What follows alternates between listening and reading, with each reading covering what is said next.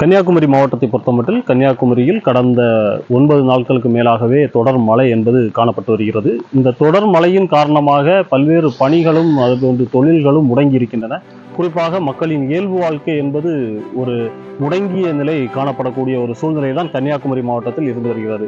அதிலும் கன்னியாகுமரி மாவட்டத்தை பொறுத்தமட்டில் இயற்கையை சார்ந்த தொழில்கள் தான் அதிகமாக இருந்து வருகின்றன. மீன்பிடி தொழில், அதே போன்று தேன் சேகரிப்பு, ரப்பர் பால் வெட்டும் தொழில், அதே போன்று மண் பாண்டம், மண் மூலம் செங்கல்கள் தயாரிக்கக்கூடிய பணிகள் என்பது அதிகமாக இந்த மாவட்டத்தில் இருந்து வருகிறது.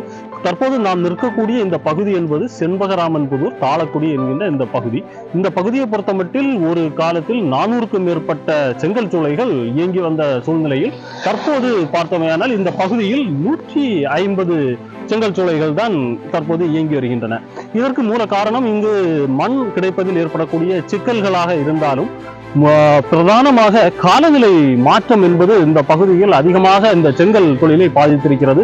தற்போது பெய்து வரக்கூடிய தொடர் மழையையும் நாம் பார்த்தோமேயானால் இந்த தொடர் மழையிலும் இங்கு செங்கல்கள் அதிகமாக பாதிக்கப்பட்டு அந்த செங்கல்கள் மண் துகள்களாக மாறி இருக்கக்கூடிய ஒரு காட்சியை தான் பார்க்க முடிகிறது.